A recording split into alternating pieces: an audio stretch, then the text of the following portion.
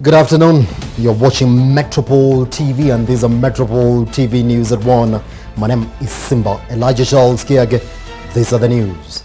The Nairobi Securities Exchange has officially launched the derivatives market, making Kenya the second African country to operate a derivatives market. The launch comes a week after trading of single stock futures began at NSE. The NSE got the nod to launch the derivatives market at the end of May. Derivatives are an investment tool whose value is derived from underlying assets such as bonds, commodities, currencies, interest rates, market indexes, and stock based on the expected future price movement of the asset. They allow investors to make a gain or hedge against losses by taking a bet on the future price movement.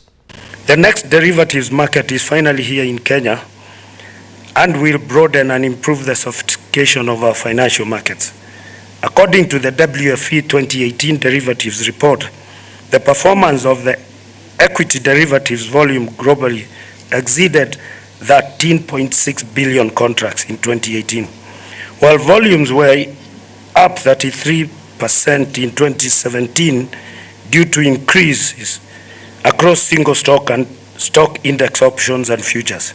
If these global performances in the derivatives industry are anything to go by, we can remain hopeful that the NSE Next derivatives will stimulate a deep, broad and liquid market in the Nairobi and in the East African region.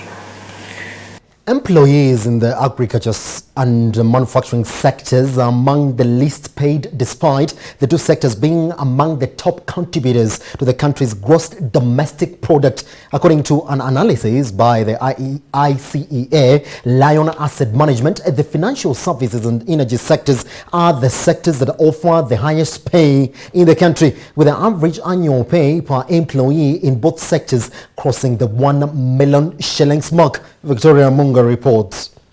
Agriculture is Kenya's economic mainstay, contributing slightly over a quarter of Kenya's domestic product. This sector is also said to employ at least 40% of the country's population and more than 70% of Kenya's rural population. But now an analysis by ICEA Lion Asset Management shows that the workers in this sector are the lowest paid, a situation that has been blamed on its reliance on low-skilled labor. There are very many skilled staff that are lacking because the training institutions that would have trained these very young people in those very specific skills, even for instance carpentry, there are a lot of things that go. For instance, if you look at this building, for instance, and all the components that have been put together, all those are things that require skills. But for instance, as a country, we have been more obsessed with a university degree. Structural challenges such as lack of value addition, the high cost of energy, and weak access to markets have been cited among the setbacks facing the agriculture sector, despite its high potential to offer meaningful employment. ICA Lion's Head of Management and Research, Jude Murigi, says that some of Kenya's agricultural policies are not yet right for the sector. From a job creation perspective, we observe that the education, construction, information and communication and health sectors have led job creation over the last economic cycle. They've created jobs at a higher rate than the overall economy. In contrast to the agriculture, manufacturing, trade and real estate sectors, which have lagged in terms of job growth and have created jobs at a slower rate than the rest of the economy. Turning to the manufacturing sector, the report shows that employees also receive lower wages despite the government's effort to boost the sector's performance. Other sectors that face low wages include education, trade, public administration and health, where the sector's wage increments have lagged behind the country's average inflation rate over the last 5 years. On the flip side, the employees in the financial sector were among the highest paid owing to their specialty skills, which include the use of technology. On the gender distribution, the research found that the proportion of women in the informal sector declined notably in the last 5 years but began to recover in 2018. The average annual increase in public sector wages since 2013 stood at 5.5% between 2013 and 2018. Victoria Amunga for Metropol TV. Kenyans are accusing county governments of imposing too many taxes and levies. This is according to a survey conducted by Ipsos for the Kenya Lands of Residents Associations across 5 counties. Rosemary Kinyanjui reports. 5 counties, namely Mombasa, Uasin Gishu, Nakuru, Kisumu and Nairobi, were the focus of a survey conducted by Ipsos for the Kenya Alliance of Residents Association, KARA, to assess the devolved unit's ability to provide services to citizens. With regard to revenue generation at the county level, 57% of respondents say there are too many taxes and levies that counties have introduced as a means of generating revenue within their counties. Uasin Gishu County had the highest proportion of respondents concerned about too many taxes at 67%, and Kisumu County had the lowest at 46%. In addition, 80% of the respondents noted that since the introduction of devolution, taxes have gone up. The people feel that the tax level has increased and yet the level of services is decreasing. So it means that we are collecting more revenue at the county level, but then we are not seeing a corresponding impact in terms of service delivery. So we need to harmonize that, and we need to ask ourselves, why are we not applying taxes in a way that will satisfy the citizens?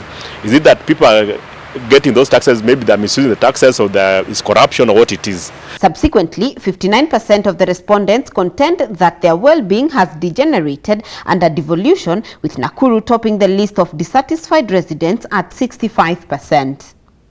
36% say devolution has led to increased corruption in the counties. When you ask them, they say their higher tax is fine. However, on the other hand, the economic well-being has deteriorated. And when you look at what they're speaking about, the economic well-being has deteriorated, is that the county governments have not done much in terms of creating and developing trade opportunities within the counties, which can earn income for them. Nonetheless, the report indicates that the public is still optimistic that devolution is the right way to go. 49% of the respondents are satisfied with the performance of their counties, with Kisumu County having the highest approval rating at 60%. And the reason that they support devolution is that it has brought services closer to them, and it has brought opportunities for them down at the different counties.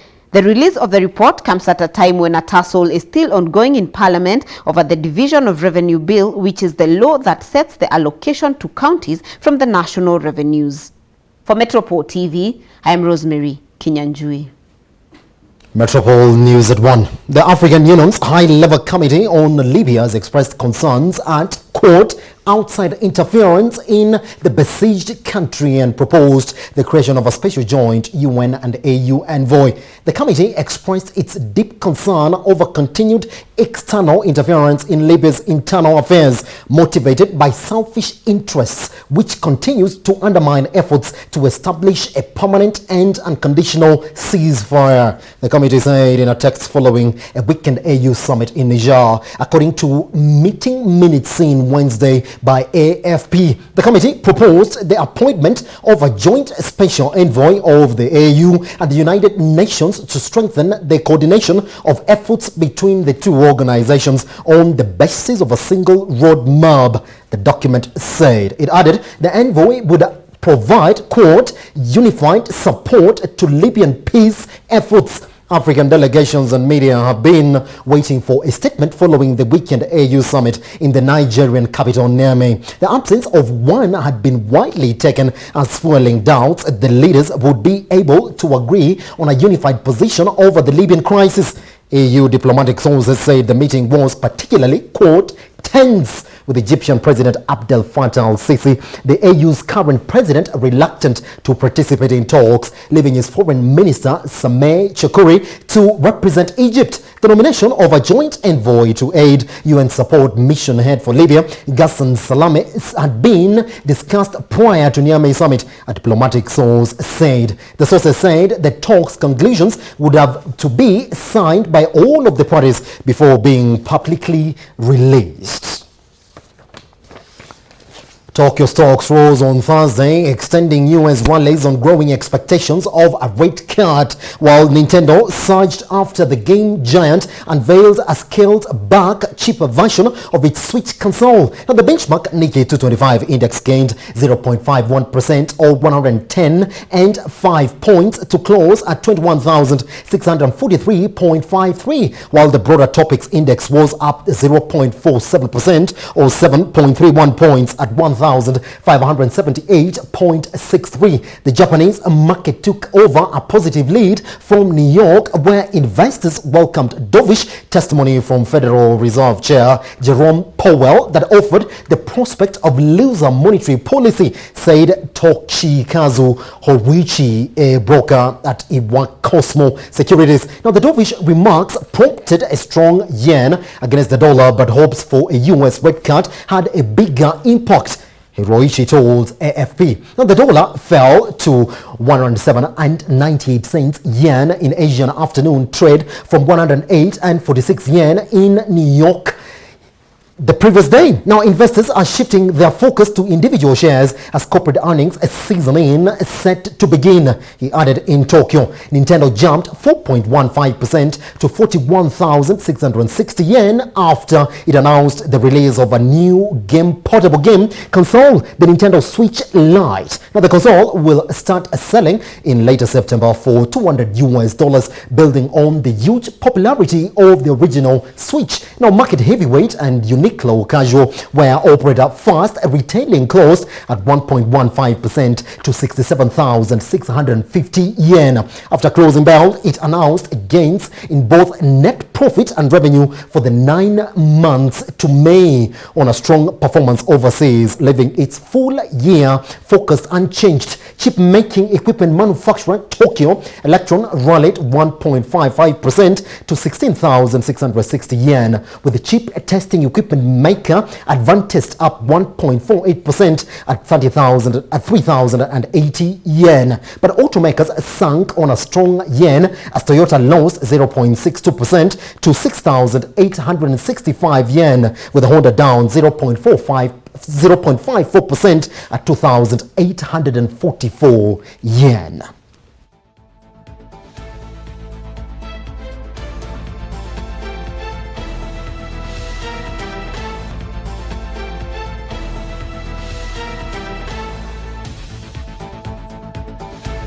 Metropol News at 1. A simmering diplomatic row with Japan is threatening South Korea's output of components that drive smartphones and computer displays, which analysts say could batter the global tech market and hike prices for consumers. Tokyo last week said it would restrict exports of 3 chemicals vital to South Korea's world-leading chip and smartphone industry in an escalation of a decade-long dispute over Chinese forced labor during World War II.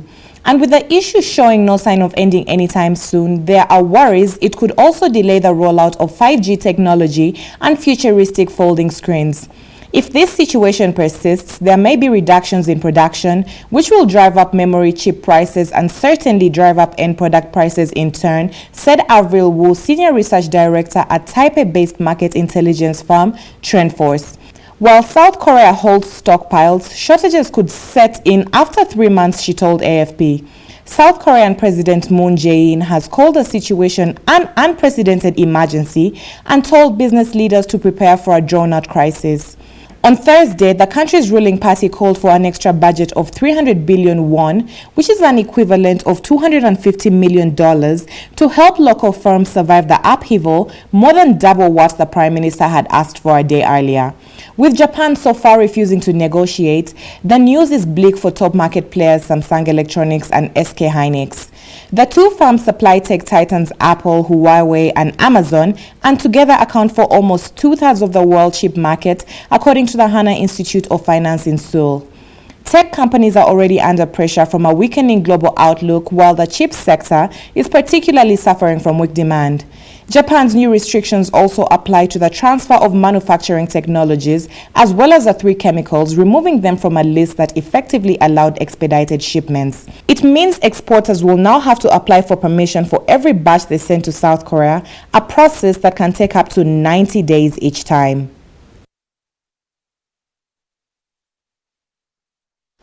Uncertainty about trade frictions and global growth continues to weigh on the U.S. economic outlook, Federal Reserve Chair Jerome Powell said Wednesday, keeping the door open to an interest rate cut this month.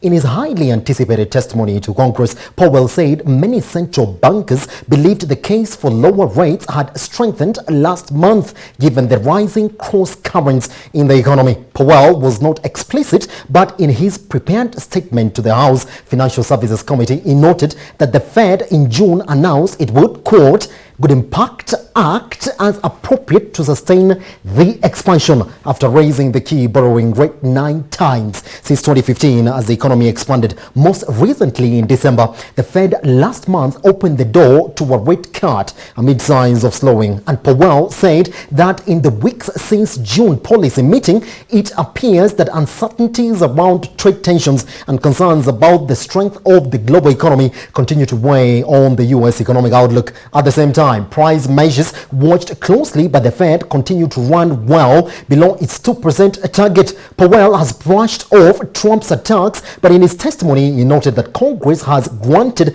the central bank, quote, "an important degree of independence," end quote, to conduct policy, quote, "based on objective analysis data." In the wake of Trump's aggressive trade policies, especially with China, Powell said businesses and farmers report heightened concerns about the U.S. economy.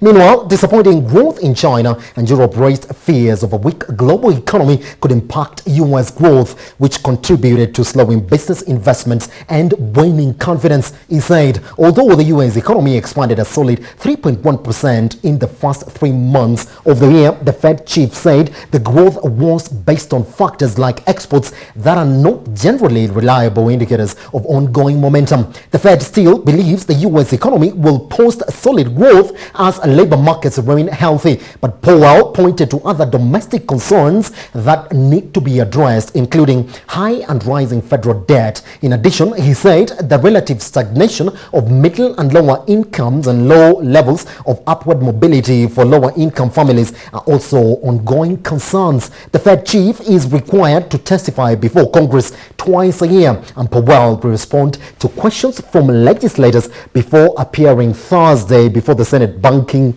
Committee.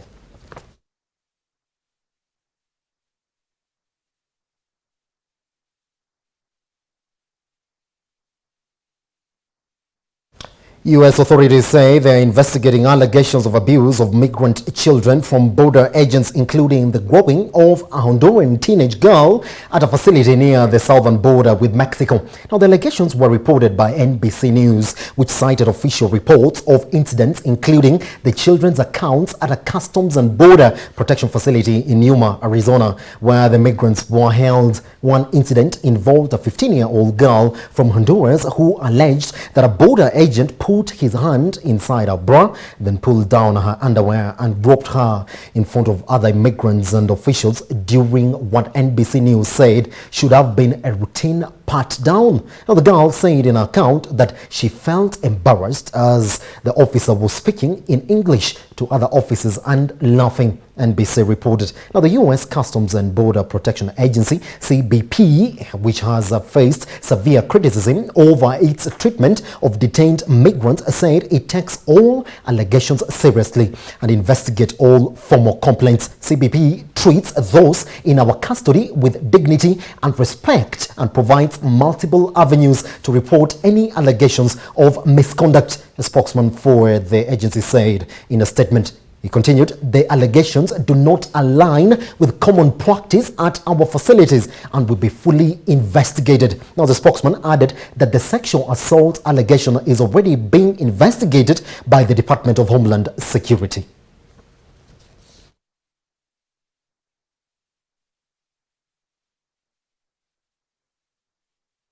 All News at 1. My name is Simba Elijah Charles Kiage. Continue enjoying the rest of your viewing here at Metropol TV. Business AM Repeat is up next, and then after that, Business AM. Good afternoon.